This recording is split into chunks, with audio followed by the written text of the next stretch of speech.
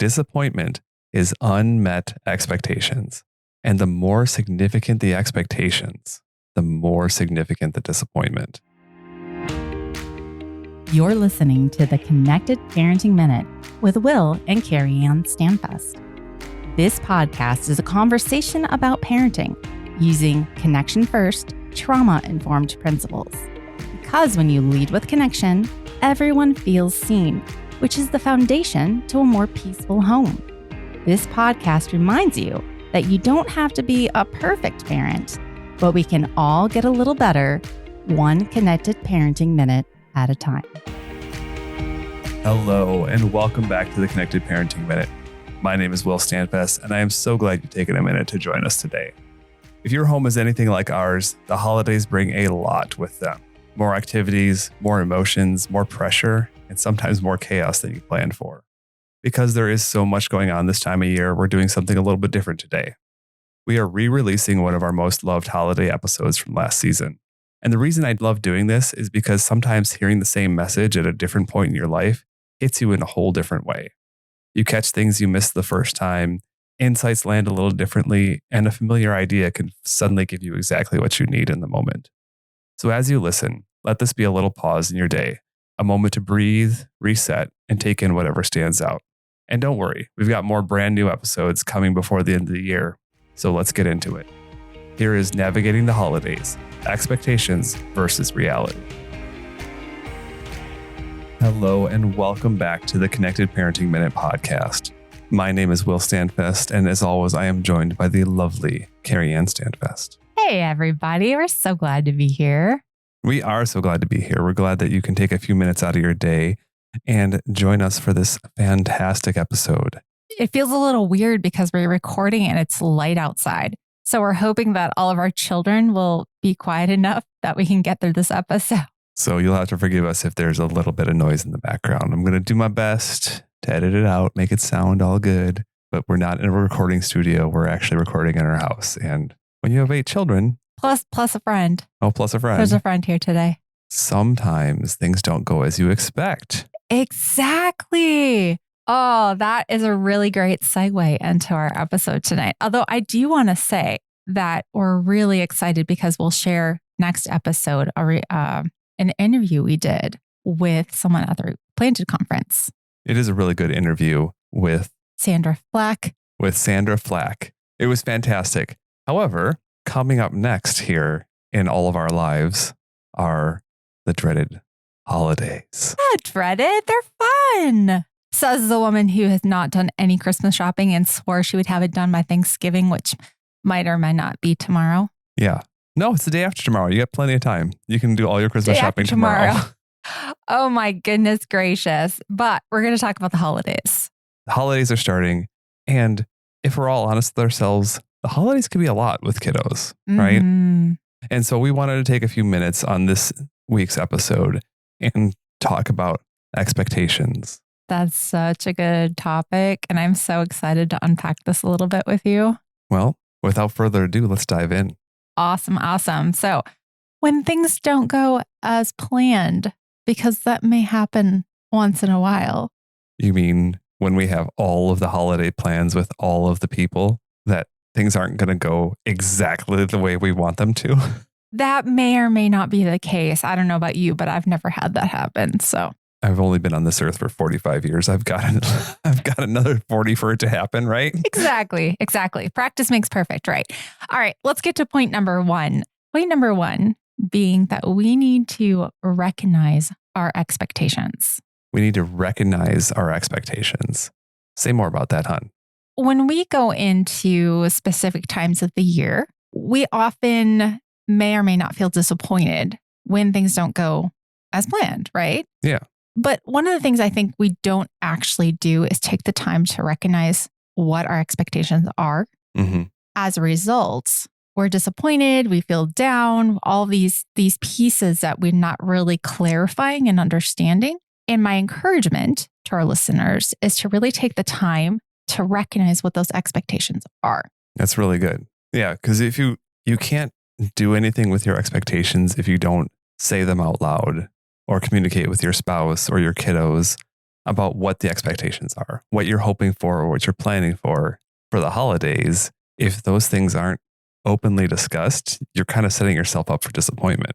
Exactly. And I think you have a really great quote that when we were talking about and we're trying to figure out who said that quote, but why don't you share? I looked up Brene Brown in Rising Strong said, disappointment is unmet expectations. And the more significant the expectations, the more significant the disappointment. Let me say that again.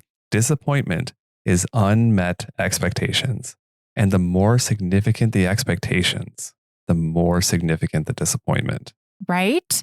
I can't tell you how many times around the holidays or around certain situations where I was disappointed and I really couldn't even articulate why. But it comes to clarification in that aspect of sharing and talking about and figuring out what my expectations even are. So we want to take a couple of different scenarios and talk about what expectations we may or may not have had in certain situations. And then we're going to kind of go into that with point number 2 as well. But in our nuclear family, in our biological family, growing up, we had a couple of different expectations for Thanksgiving. You want to share a little bit about that? And so for all the parents out there, you were all a young married couple at one point in time. This is like the fundamental thing, right? You each came from your family of origin. You each had your own traditions, your own expectations. And then those first set of holidays can be kind of awkward sometimes because especially if you haven't talked about it ahead of time or recognized your expectations for the holidays, all of a sudden you have a pile of competing expectations around the holidays. For example, I grew up in Detroit, and whether you know it or not, Detroit Lions play on Thanksgiving every year. Every year, like for as long as I've been alive and probably longer, they have the Thanksgiving Day game on Thursday afternoon, and it's a big deal for Detroit Lions fans. And quite honestly, in my house, Thanksgiving dinner revolved around when the Lions game was over. It was basically, well, once we finish the Lions game, then we'll start eating. That was not exactly how my family worked. My family is also from Detroit, but definitely not die-hard football fans. In fact, I don't think I even remember a single Sunday where we had football on. But we always watched the Thanksgiving Day parade in New York City. The Macy's Day Parade. Yeah, the Macy's Day Parade. Yep. We did that when my dad prepared the turkey and a lot of the side dishes. And we ate at like 1 or 2 o'clock. Always. Which is a problem when the Lions game kickoff is like noon. As you can see, there might have been a little bit of, which one do we do? And to clarify, my dad never cooked, like ever. I don't know that I've ever remember him cooking other than occasionally throwing burgers on the grill. And so like there's some very there was different a gap. There was a gap of expectations around Thanksgiving there. So those are, the expectations that, we came into our relationship with. Now, we're also going to tie this into hosting, because I think we shared on the podcast before that we did international orphan hosting a couple of years. And that was another scenario where around the holidays or while the kids were with us, there were some expectations there. I remember a particular time, I think it was around the 4th of July holiday, and we went to visit my parents, and we had a bunch of fun with extended family, cousins. And there was a particular situation where we were doing something all as a group. Yep. And we had a kid that had come from a different country, was there. I think she was overwhelmed and she was just done. And she just flat out refused to do what everybody else was doing. And that really did not meet my expectations, because this was my family. I really wanted to do this together. And it was hard because I didn't understand. I mean, there was a language barrier. There's all these different aspects of it. But my expectation was we were going to do this. And that was not her expectation. And so there was a gap. There's a gap. And that gap was the disappointment. It was. There was a huge disappointment in that aspect. Well, disappointment or frustration even, right? Yeah, I might have been a little bit more frustrated than I'd like to admit. But, there's a difference. There's what she thought and what I thought. Yeah. And then going into the aspect of fostering or adopting, we have the expectations that our kids have and that come to live with us. There's our expectations, right? And then especially if we already have bio kiddos in the home or kids that have been with us for a for a long long time. time. Like we've kind of established, well, this is what we do over Thanksgiving and whatever. And I think a lot of us, without necessarily saying it out loud, expect new kiddos to our home to kind of just go with the flow and kind of just do what we do. Yeah, exactly. And that isn't always the case. Yeah, especially in a fostering situation where it's easy to forget that these kids have a history, Mm-hmm. right? They have a whole other relationship, a whole other family that they've lived with. Some of them for years and years, depending on what age they come into your home, and to expect them to just do whatever it is that you're doing. There's a gap between the two expectations. right, because they have their own expectations of what family was like, what the holidays were like in their home, and they're the children. They are even less likely to be able to identify and verbalize communicate exactly those expectations as we are. And it's our responsibility as the adults in this situation to say, this kid probably has expectations around the holidays that are different than mine. I should do a little bit of work ahead of time and try to figure out what things that we could incorporate that are part of their life that would help them feel seen and safe and meet some of their expectations while acknowledging my own and meeting some of them. Exactly. So point number 1 is recognize our expectations. All right, on to point number 2. Well, first we have recognize our expectations. And then point number 2 is clarify our expectations. Clarify our expectations. Okay. Say more about that. All right. When we're able to recognize what our expectations are and then take a moment to really figure out what expectations are important and how we sift through those. Okay. Kind of valuing or evaluating what are the most important and what are kind of the secondary nice to have expectations. Right. For a parent, we might have this vision of Thanksgiving dinner with all the trimmings and everyone sitting nicely and, saying what they're thankful for and the how football game on in the background. Great. We're going to get to that one. And how great the family is and all these good things. But when I say clarify our own expectations, we have to go through that and go, well, what is really the important part of that? Mm-hmm. Is it eating the meal? Because it may look like a child bouncing up and down out of their seat for the entirety of the meal.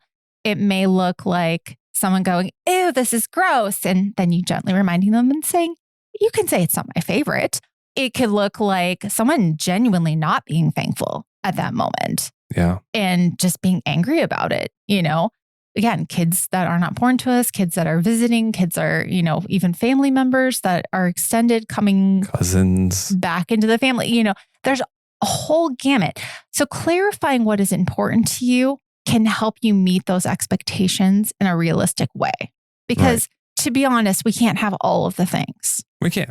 But if eating the meal together is the really, really, really most important part, you set a timer for 15 minutes and say go. Mm-hmm.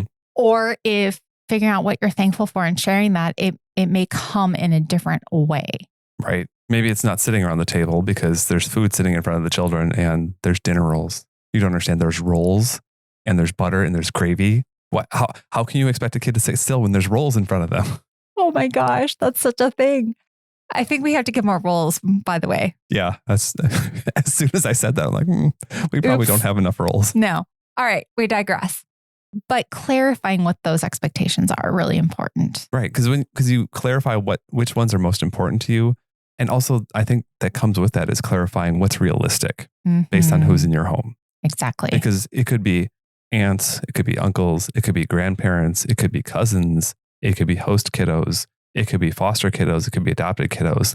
And each one of those comes with different expectations and different pieces of what you're hoping is going to happen that is realistic and it might not be realistic. I mean, it could be as simple as the baby needs a nap or the toddler is overstimulated or is not hungry at 3:00 in the afternoon when the food's ready. Right. It also gives us the opportunity to go, this part is really important to me. I can convey that to everyone else so they know what the expectation is. There you go. Because not relaying that really does set us up for disappointment. It absolutely does. At least we can say, well, everybody knew and that wasn't as important to everybody else and that's okay. But at least I made my voice heard. Mm-hmm. and known, especially as the parent. And one key piece while we were talking about this that I liked was this concept of if there's a way we can, once we've kind of recognized our expectations and we've clarified them, can we turn them into hopes? Or turn them into dreams or desires? Because there's something inherent for me in the word expectation where you're inherently thinking that it might not be met. Okay.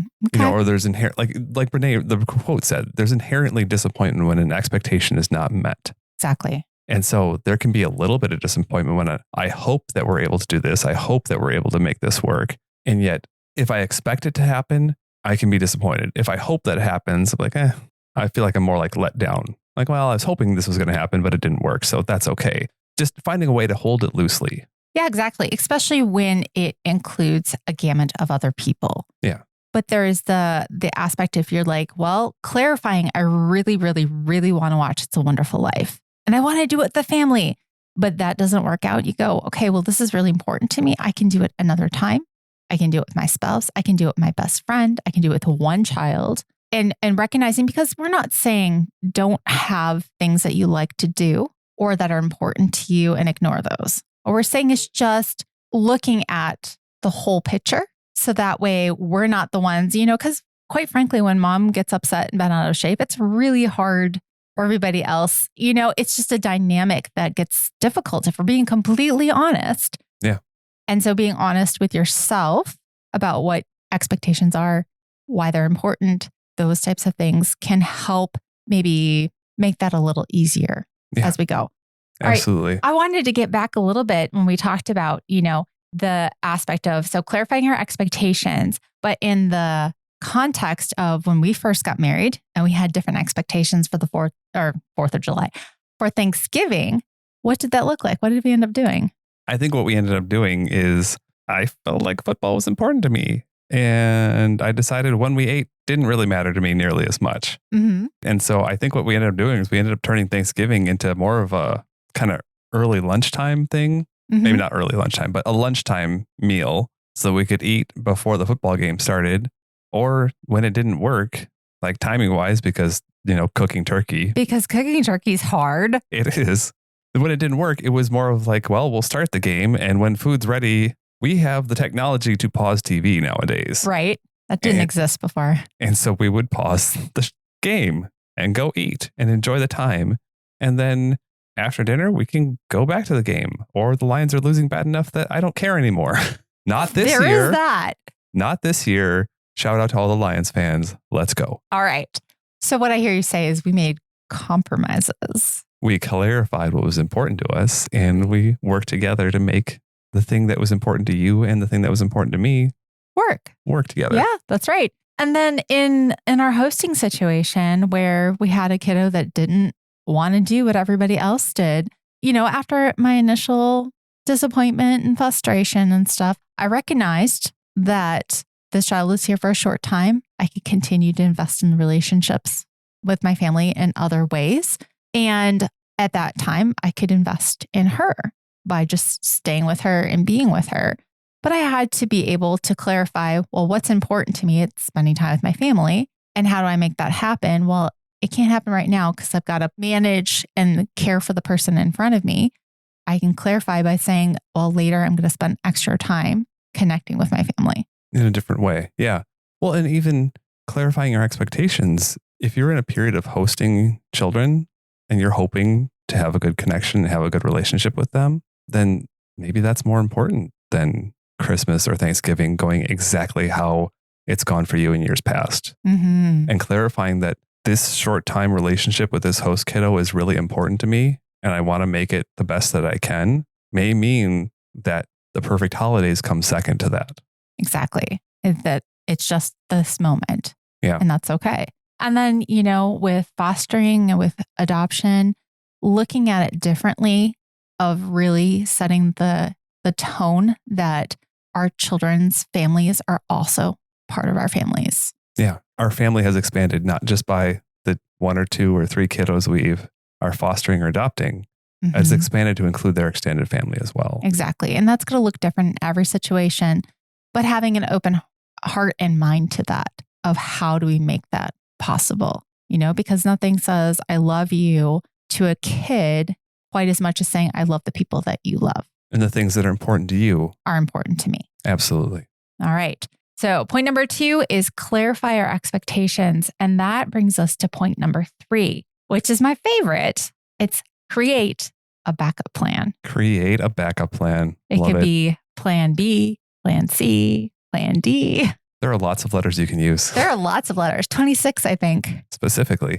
But really taking into account that you can have your ultimate goal, your dream holiday, but then really what at the bare bones does it look like? You burn Thanksgiving dinner. Maybe you don't have power that day. Ooh. Maybe that's definitely no Lions game. Maybe you can get it on the radio. All right, I digress. What's a radio? I'm not that young. I know what a radio is. But having a backup plan that you can be okay with is important. Absolutely. And I think you touched on it a little bit of if watching A Wonderful Life is really important to you around the holidays and it doesn't happen on Thanksgiving Day or the day after when you were originally hoping, what's the backup plan? Well, maybe me and my wife go back to our bedroom. We put the kids to bed half an hour early and we watch that ourselves. Exactly. So taking into account what's important and how do we make that happen in a different way?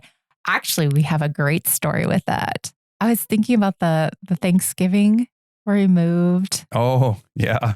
Speaking about expectations around Thanksgiving.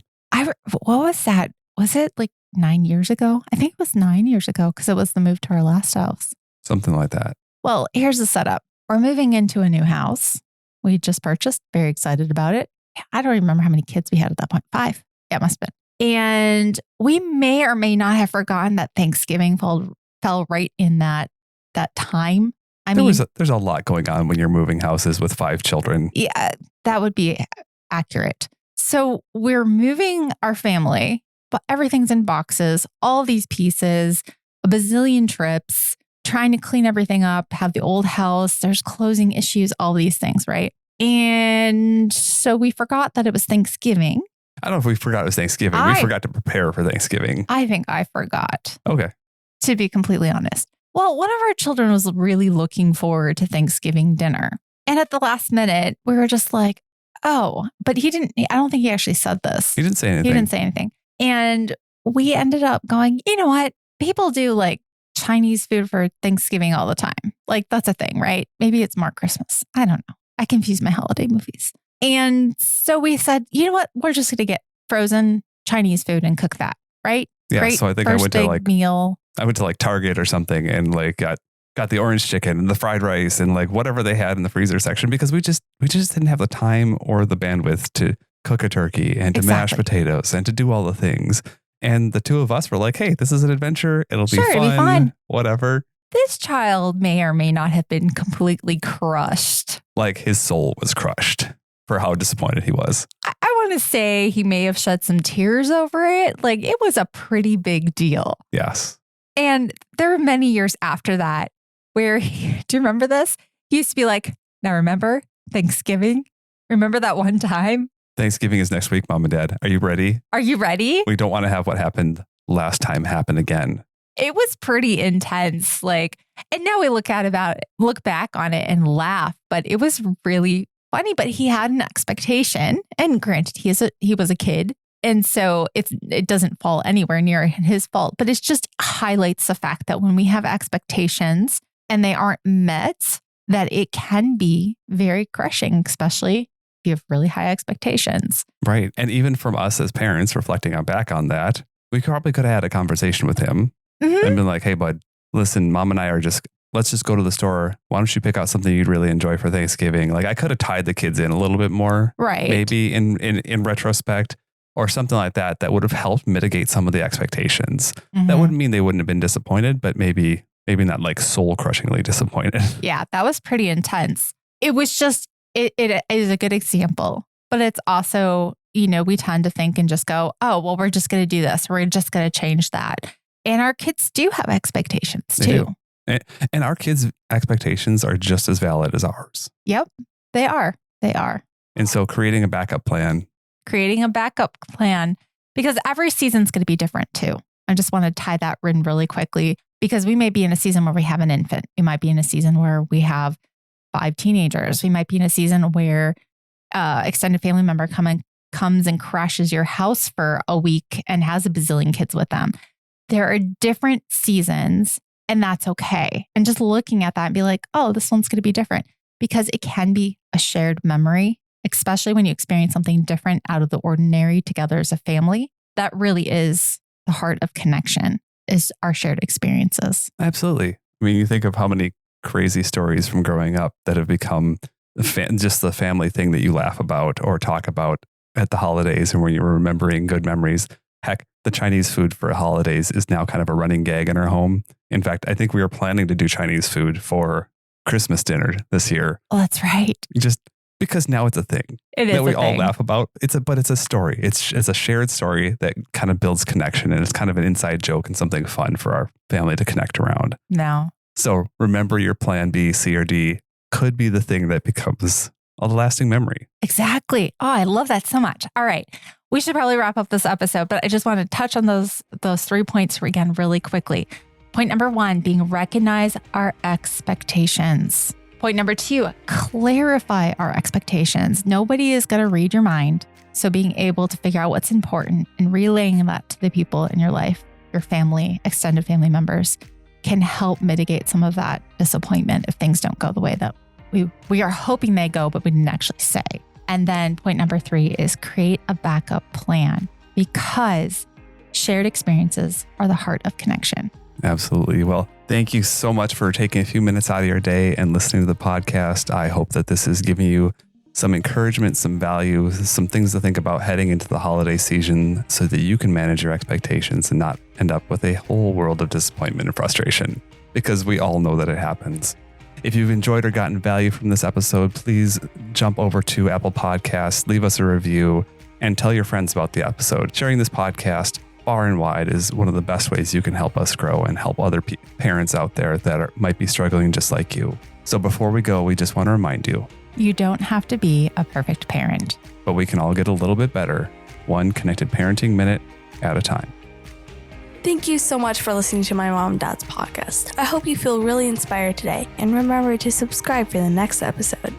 For more parenting tips or to connect with us, check out the Connected Parenting Minute on YouTube, Instagram, and Facebook.